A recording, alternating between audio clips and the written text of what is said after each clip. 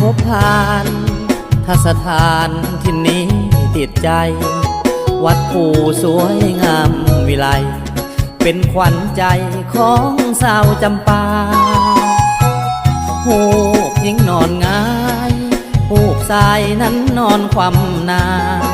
ปราสาทหินสวยงามสง่าจังเทพเทวาบนฟ้า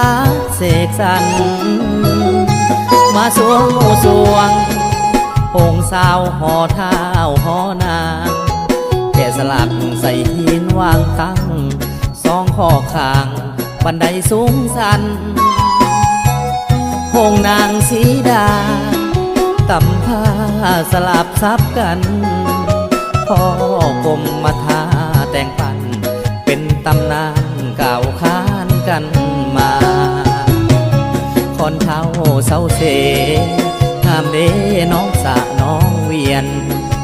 ดวงดอกจำปาล้อมเลียนดังลำเทียนปลูกไว้งามตาหินลายสู่ซ้อนหน้าสะออนเหลือลำขนาปลูกเอราวัณสง่าทั้งนาคนาคาเกี่ยวเสาพระสุเมนทำใสไหลเย็นหลังลินจากหินเบื้องบนมีห้อยพระบาทยุคนไผได้ยนเก่าสมบ่เว้นฮอดเดือนสามเพ็งคืนเข่งสลองตามเกณฑ์ประกาศให้โลกได้เห็นนี่ละเป็นมูลมั่งของลาว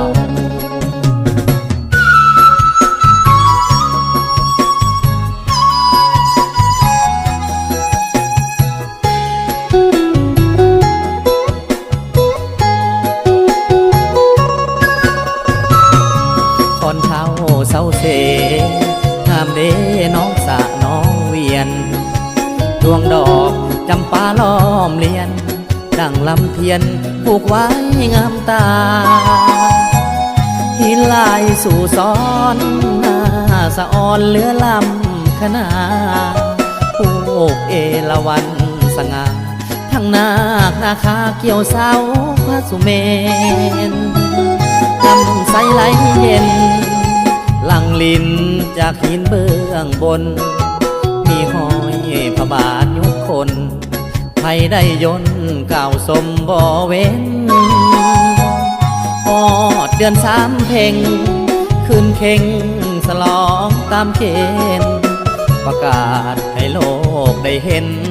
นี่ละเป็นมูลมั่งของ